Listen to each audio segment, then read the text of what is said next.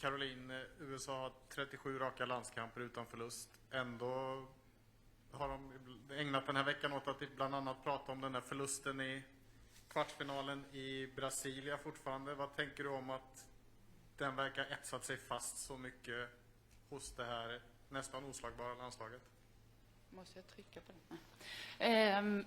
Nej, men det är väl såklart att det svider säkert otroligt mycket för dem.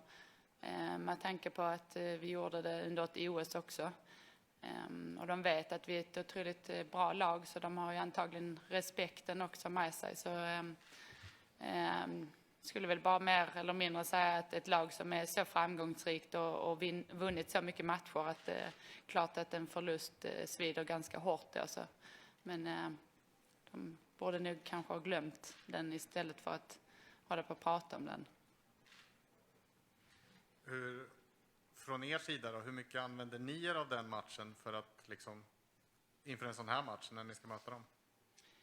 Ingenting egentligen. Alltså det är ju x antal år sedan för vår del, och vi har ju mött dem även i VM 2019.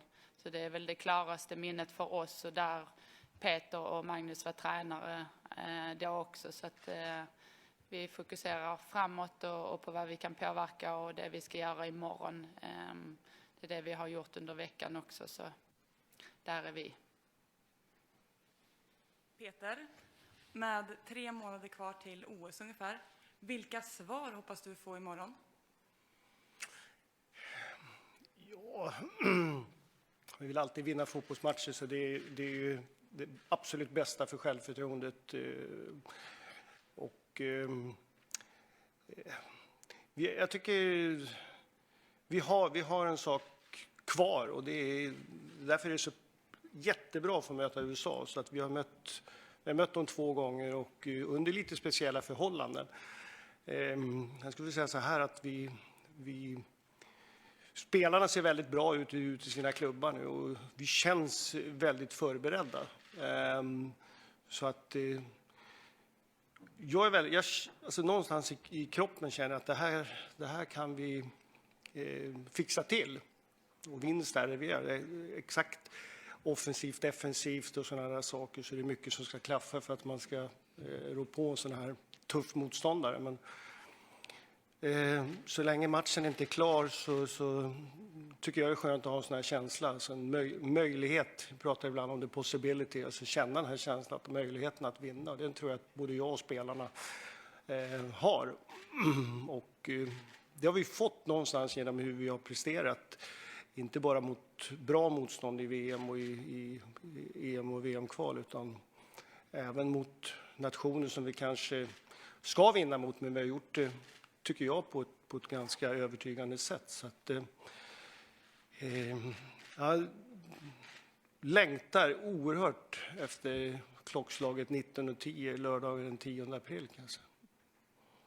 Jag fortsätter där. Hur viktig är matcherna som kommer här då för att slå sig in i en startelva när det sen vankas OS om några månader? Man vet aldrig. Ibland blir det här att man pratar om att skaffa självförtroende, och så pratar man om revansch. Så det där står ju liksom alltid mot varandra. Och liksom Kari var inne på det här liksom med OS och allting sånt där. Och så att det kommer alltid vara nya matcher som spelas. Så att, men det är ju liksom en sån här, man säger, vi förlorade 2019, så förlorade vi mot Tyskland här på Friends innan VM. Och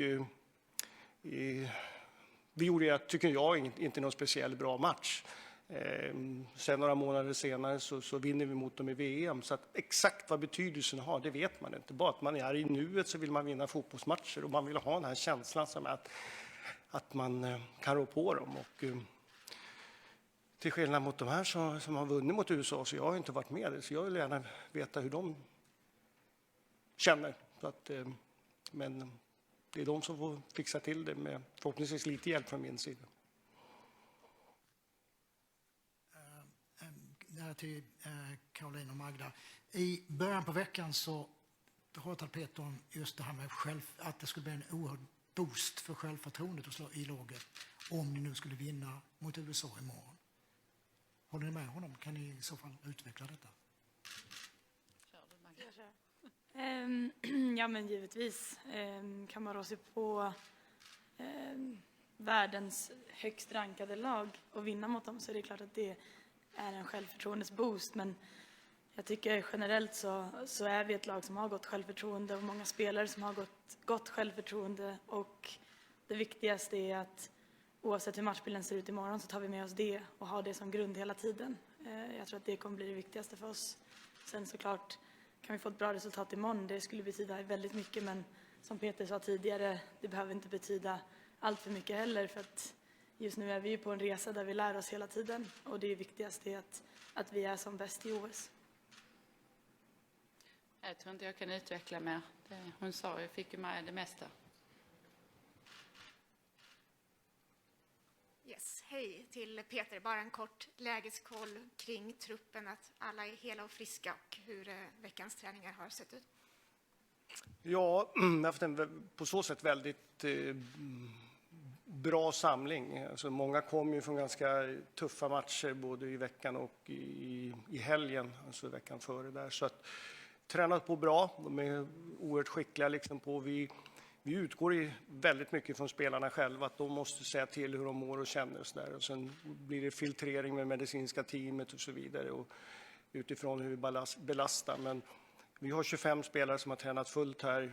De här viktiga träningarna, torsdag, fredag, måndag, tisdag var ju mer kanske att få bort matcherna som var lite små taktiska saker. Men, så det var egentligen ett perfekt läge, och det är inte så att ibland brukar man ha belastningsmässigt att man inte, men vad jag har förstått nu, sen ska man alltid stämma av idag, så har vi 25 spelare som ska kunna spela 90 minuter och det är ett riktigt bra utgångsläge naturligtvis. En fråga till Peter. Ni saknar Hedvig. Hur ser du på målvaktskampen, dels inför mål men också längre fram då mot OS?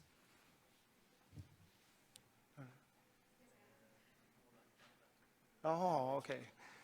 Ja, det är ju, för mig är ju kamp överallt, på alla positioner och så vidare. Så att målvakterna, de tampas ju om, och alla vill ju stå. Så att för mig är det liksom inte något annorlunda att det är målvakter än att det är innebackar eller om det är ytterbackar och så vidare. Och som jag sagt förut så jag tror ju väldigt mycket på liksom en konkurrenssituation. Att ju bättre konkurrenssituation man har, desto bättre är det. Sen måste man klara av det. Man måste klara av, egentligen som spelare så tycker jag att man ska klara av 3 olika roller. Man ska klara av att vara spelare 1-11, det vill säga liksom vara den här som klarar av att prestera i ett landslag under mästerskap och så vidare. Man ska också vara spelare 12-18 som är de som hoppar in, och man ska klara av 19-23, de som inte hoppar in och så vidare. Så det är 3 roller, och de här rollerna förändras ju under tidens gång. Så att konkurrensstationen jättebra, och vem som står imorgon, det visar vi imorgon. Men helt klart är att det har, med tanke på att Hedvig var borta här under hösten, så fick vi hitta lösningar med Jennifer och Cecilia och framförallt. Sen har ju Emma varit med i varje samling sedan dess också, så att hon börjar också vilja vara med och konkurrera, så att det känns bra. En fråga till er alla egentligen. Det har ju varit väldigt mycket snack kring Qatar-VM på senare tid. Vi såg norska landslaget igår som tog ställning, bland annat din lagkamrat Magda Guro var ute och pratade kosse, allas lagkamrat också, som tyckte att man skulle också ta ställning. Hur ser ni på just det inför den här matchen imorgon?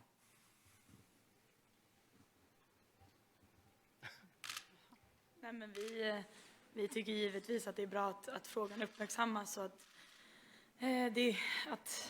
som sagt att det får uppmärksamhet. Sen hur vi väljer att göra imorgon. Vi tar ju ställning genom våra aktioner och genom att vi sitter här och pratar om att vi tycker att det är ett problem som bör uppmärksammas. Vi kommer också knäböja imorgon som lag mot diskriminering i alla former och för mänskliga rättigheter. Blir liksom inspirerade ändå av att norska laget går ut och gör det här, om att ni vill göra någon ännu mer liksom större manifestation också? Vad sa du? Och att vi inspireras? Ja, av att det norska laget tar ställning så tydligt på det sättet också. Är det någonting ni ändå kan tänka er att göra en sån manifestation inför en avspark också emot just liksom Qatar-mästerskapet? Jag tycker ju att vi som landslag har visat ganska tydligt hela tiden var vi står. Och i de här frågorna så är vi väldigt duktiga på att ta ställning och som sagt visa var vi står i allt detta. Och så länge dessa frågor pratas om och att vi belyser problemen så tycker jag det är jättebra. Sen finns det ju så mycket man kan göra och vi som landslag återigen gör ju allt vi kan och gör många bra saker tillsammans. Men som Magda sa här så vår ställning imorgon där vi kommer knäböja då är ju såklart också liksom ett stort ställningstagande av mänskliga rättigheter. Så att det är det vi kommer göra imorgon och det är det också vi har belyst under hela hösten. Så. En mer fotbollsrelaterad fråga också då.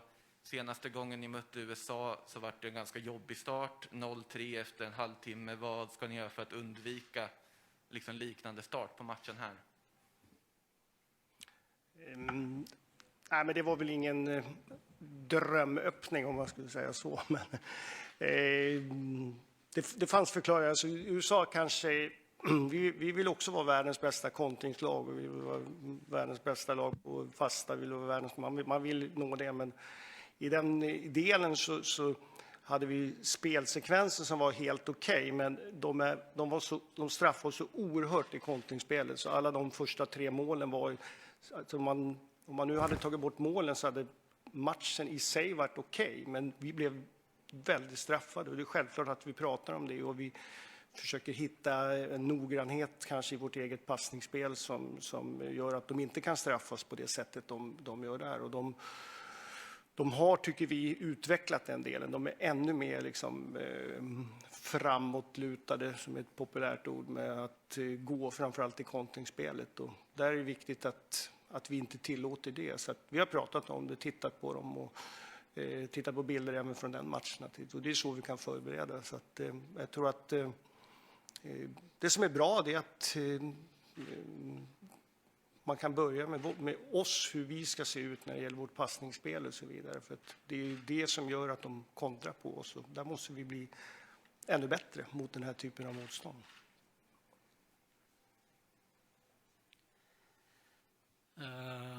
Att USA då har 37 matcher rad utan förlust och inte förlorat sedan januari 2019. Om ni ska peka på någon sak som är deras absolut styrka, vad skulle ni peka på då?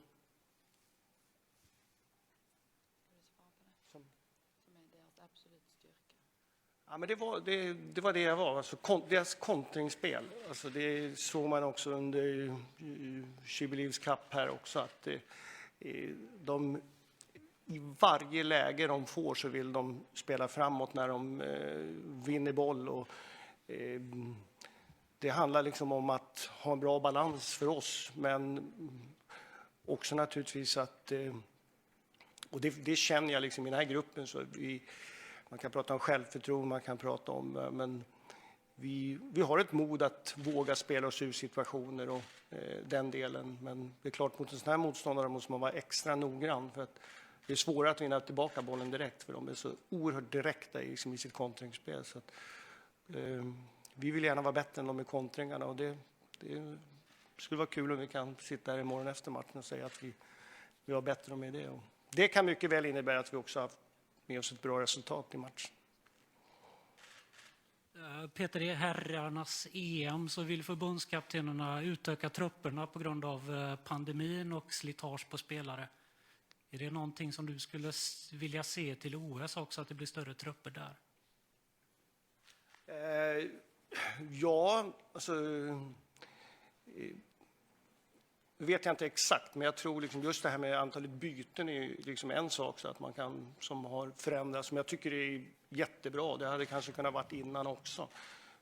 Att man får göra, nu får vi göra 6 byten imorgon, men i kvalen här så har vi fått göra 5 byten. Och det, jag har inte fått till 100% bekräftat om det är så i OS, men det är ju en del i det hela. Men sen också naturligtvis att Man skulle nå i ett världsmästerskap har man 23 spelare och i ett OS så har man 16 plus 2 plus att man har liksom reserver. Så att självklart, det hade varit bra i att ha fler spelare. Sen blir det ju med realiteten, och det här är de mer erfarenhet som har varit med, men blir det någon skada eller det inträffar någonting så kan du använda den, men inte om det är avstängningar. Så att, en del som vi tränar på, vi kan inte ändra reglerna på det hela, men det är ju något som har gjort att vi behöver spelare som kan spela på lite olika positioner, i alla fall några av dem, för att vi på så sätt ska kunna matcha.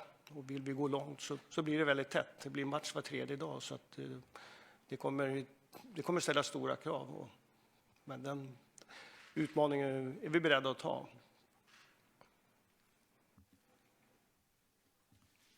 En fråga till Magda. Den här säsongen har ju ett stort antal amerikanska spelare flyttat till England på grund av pandemin och så här. Och de flesta som har flyttat över till Europa har ju valt just Super League. Varför tror du att det är så? Vad säger det om den ligan just nu? Nej, men den engelska ligan är en spännande liga och det händer ju saker hela tiden. Givetvis är ju språkbarriären också ett plus såklart, men jag tror att många tittar på England som en spännande liga. Till exempel det här nya tv-avtalet som man har tecknat också. Det känns som att inför varje säsong så är det någonting nytt som har hänt. Och det är en sån liga som alla vill spela i egentligen, där det är som mest konkurrens och flest tuffa matcher på en säsong. Så det har ju varit otroligt roligt för mig personligen att få spela mot de här världsstjärnorna och kunna mäta sig ordentligt. Tror du att nu har England varit tidiga med att få proffsstatus. Spanien följer efter nästa år och Italien 2022. Att de här ligorna som Tyskland och Frankrike fortfarande inte är där trots att de har varit ledande så länge. Vad tänker du om det när det gäller konkurrensen mellan ligorna? Men jag tänker att det är viktigt att hänga med i utvecklingen. Att bara för att man har varit en ledande nation för några år sedan så betyder det inte att det är så idag. Och damfotbollen tar steg hela tiden. Och men jag tycker att England har varit den nya nationen som har tagit facklan och verkligen liksom professionaliserat damfotbollen till nya nivåer. Och Spanien likaså. Så att förhoppningsvis så följer Frankrike och Tyskland efter.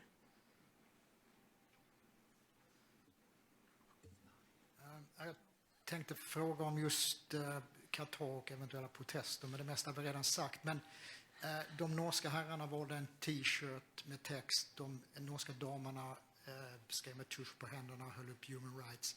Är det någonting ni har pratat om eller pratar om att göra någonting liknande? Är det någonting som skulle kunna att manifestera ytterligare? Men jag tyckte jag svarade på den frågan innan, att imorgon så kommer vi ta ett knä. Så det är det vi har pratat om. Jag tänkte att om det är ytterligare, men finns det något ytterligare förutom knät? Jag menar, någon mer manifestation i form av någon text eller någonting liknande? Vi har inte pratat om det, nej. Jag tycker att det räcker också med det vi säger här och nu. Det vi uttalar oss i varje gång vi får en fråga om det så tycker jag att vi uttalar oss väldigt tydligt om vad vi som landslag står i den frågan. Och vi tycker att det är jättebra att frågan lyfts, men vi tycker också att det är tydligt nog. En fråga till er allihopa egentligen. I vilken del i spelet tycker ni att ni har ett övertag mot USA? Alltså var kan ni straffa dem?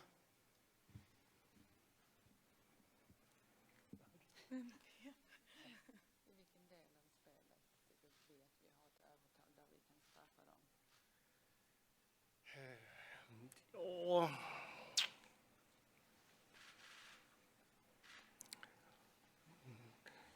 Vi vet, alltså det är svårt. Alltså vi möter ju världens bästa lag, så att vi hoppas naturligtvis i delar. Vi har pratat om en konkret sak och det är fasta situationer som vi har varit väldigt bra på, som USA är väldigt bra på. Och det är ju både liksom att försvara och det är att anfalla i de delarna. Och, så där blir det liksom en härlig utmaning. Det handlar liksom om väldigt många saker, men det är en del vi vill vara bättre. Och sen så skulle jag också vilja vara bättre i det här kontringsspelet, som jag tror att det kan vara en avgörande faktor imorgon. När det gäller den fysiska delen och allting sånt där så är USA ett väldigt fysiskt lag, och vi är på vissa håll och kanter också så, men speltaktiskt, speltekniskt så finns det nog delar där också vi kan visa oss bättre. Men de fasta situationerna och kontringsspelet så hoppas jag, för det är där jag tror att det kan bli matchavgörande saker, och där är vi gärna bättre. Då ökar möjligheten. En fråga till Caroline. Man har pratat med era lagkamrater och även sett liksom citat från USA att det är någonting speciellt med Sverige mot USA. Det har något sorts nästan mytomspunnet över sig. Vad är det som gör att det är sån rivalitet mellan just Sverige och USA? Vad är det som gör det här mötet så speciellt, skulle du säga? Ja, det är ju en fantastisk fråga. Jag vet inte, kanske är det för vi har mötts nästan alla mästerskap. Jag skulle säga många gånger har vi lottats mot varandra, och det har varit väldigt bra matcher, jämna matcher, och dessutom då att vi har vunnit över dem. Brukar ändå kunna stå upp väldigt bra mot USA och så att det skulle kunna vara en sån grej. Det är ju jättesvårt att veta. Vi har ju liksom det mot Tyskland egentligen för vår del. Så att jag vet faktiskt inte varför det är så speciellt. Skulle du bli glad om ni får USA på lotten till OS? Absolut. Ni har ju fått frågorna här hur ni ska manifestera imorgon och sådär, men hur ser ni på att det ska spelas ett fotbolls-VM i Qatar? Ja, alltså vi kan ju sitta här och prata om dessa frågorna hela tiden alltså återigen, så det vi har sagt och det vi står för som landslag har vi varit väldigt tydliga med alltid. Jag tycker också att vi är väldigt duktiga generellt sett på att ta ställning och visa var vi står och svara på alla dessa frågor. Mänskliga rättigheter för oss, det är ingen fråga egentligen. Med det sagt så önskar vi ju även att vi kan fokusera och få fokusera på matchen imorgon med tanke på vad som komma skall för oss. Och så låta de frågorna vara för egentligen förbundet och inte så mycket för oss. Och om vi då ska gå tillbaka till 2019 när ni spelade här senast, så var det publikrekord. Hur blir det att kliva ut imorgon i en match som det förmodligen hade varit väldigt mycket publik på om det hade tillåtits? Det hade varit helt otroligt häftigt att få gå ut imorgon och förhoppningsvis på ett Friends Arena som hade varit kanske ännu mer folk än mot Tyskland. Nu är vi i ett läge som hela världen är i, där det inte tillåts med supportrar, och det kommer ju vara en stor tomhet såklart, men det är också ett läge vi har fått vänja oss vid. Det är ju bara fantastiskt att vi ska få gå ut på Friends Arena och få spela en match, för det är ju en otroligt fin arena, så att jag tror att vi allihopa kommer att njuta ändå.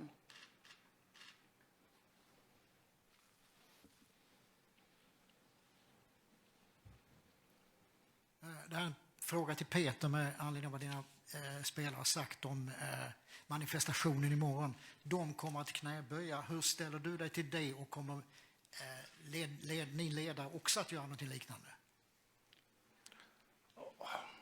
Alltså, man säger, vi är inne på det här, alltså alla står ju liksom för mänskliga rättigheter och allting. Sen är det ju så här att vi lever ju våra vanliga liv liksom, hemma med familjer, och vi lever liksom, sen kommer vi hit och här, jag kan bara prata för mig själv, jag har egna åsikter och så vidare, och jag tycker det är underbart att komma hit, för att här får man har förberett massa, och så då går man in liksom i en fotbollsbubbla. Nu lever vi i en bubbla där vi måste liksom vara mer restriktivt än det varit förut, så att, och det gör att i mitt fall så alla sådana här frågor, allting som finns, det finns så mängder av det hela att man säger ta ställning emot och ta ställning för och så vidare. När jag kommer hit så är fokus 100% på fotboll. Och det gör mig glädje. Och när jag har en träning här nu så är allting liksom inriktat på det här. Sådana här frågor och allting, och det är inte att förringa, men de ägnar jag kanske tanke åt och i andra delar av mitt liv när jag inte ska förbereda en match i USA här imorgon. Så att det är ingenting som vi internt håller på och pratar om eller diskuterar, utan vi pratar fotboll, vi pratar inkast, vi pratar allting. Det är viktigt under den här perioden. Sen kan man under andra perioder göra allting i det hela. Hur vår planet, vad tar den vägen? Jag håller på att läsa en bok nu med Magnus Carlsen och Whipping Williams som alla borde läsa. Och då handlar det om att hur vi egentligen sorterar i våra kylskåp och vad man ska äta upp där för att våra barn ska överleva och allting sånt där. Så det finns så enormt mycket av frågor och de har varit inne på, de här tjejerna är fantastiska på att ta ställning för och allting sånt där. Men de är framför allt i de här dagarna så är de oerhört bra på fotboll och fokuserar på det här. Även om det finns andra frågor som svävar över. Och det är det vi ska visa imorgon, att vi kan slå USA. Ni kommer ni att knäböja också, Peter? Det var ledarna vid bänken. Vad sa du till? Kommer ni också knäböja? Det var det som var andra frågan. Ni kommer göra något liknande samtidigt som tjejerna gör det? Jag är inte med.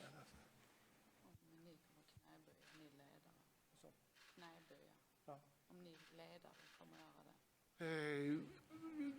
Jag vet inte om, jag kan inte svara på de andra ledarna, men det är liksom någonting som man tar ställning för och så vidare. Så att jag kan inte svara för de andra ledarna, men jag har inte ens pratat om det. Yes. En fråga till Caroline. De amerikanska spelarna har i veckan pratat om att de ser det som en fördel trots pandemin och allt som pandemin har fört med sig att OS sköts fram ett år efter det intensiva VM-året 2019. Kan du också se någon sådan fördel, att det finns positiva effekter av att ni har fått spela ihop er ett mästerskapsfritt år? Är den till mig eller till dig? Ja. Jag heter Karin. Jag har faktiskt inte ens funderat på det, för att vi är så vana, alltså för det första att vi tog oss till ett OS och vi förberedde oss för det på bästa möjliga sätt, och så här ser det ju ut för oss egentligen hela tiden. Alltså det är ju intensivt med tanke på att vi har EM också som USA inte får möjligheten att spela, så jag kan väl förstå deras sätt att se på saken, att de får ytterligare tid tillsammans och så, men de har ju ganska mycket tid redan jämfört med alla andra landslag. Så jag har inte funderat på det, och jag vet inte, kanske att det ger oss lite mer fördel att vi får ännu mer träningsmöjligheter och så, men vi är så vana vid det egentligen att det bara går av sig själv, så att vi får väldigt kort tid tillsammans.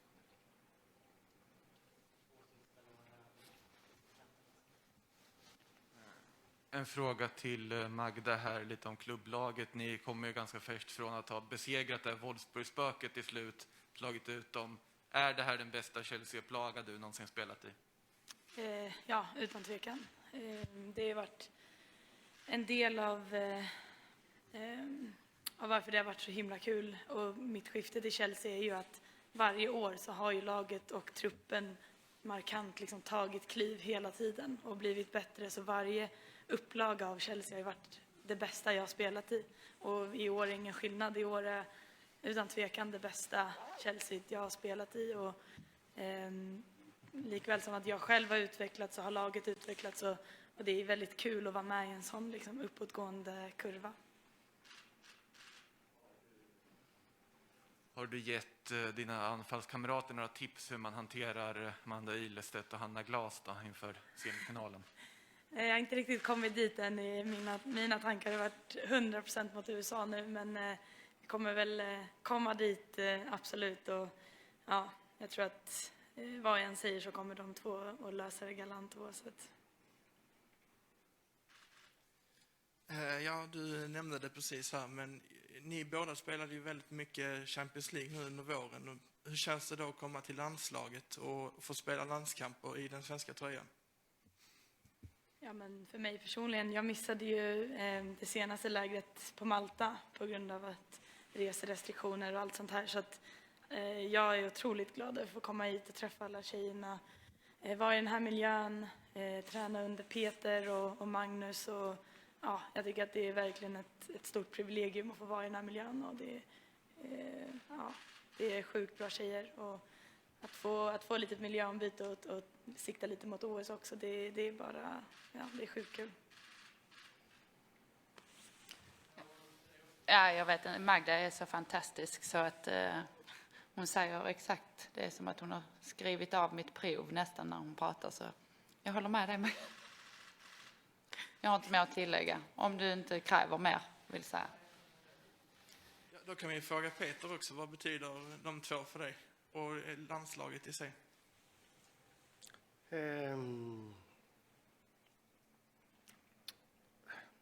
Ja, men det här det är erfarna spelare som spelar mycket matcher och spelar på en väldigt hög nivå. Så att det som gläder mig hela tiden, det är ju som den fantastiska motivationen som är egentligen från minut 1 när de kommer hit. Och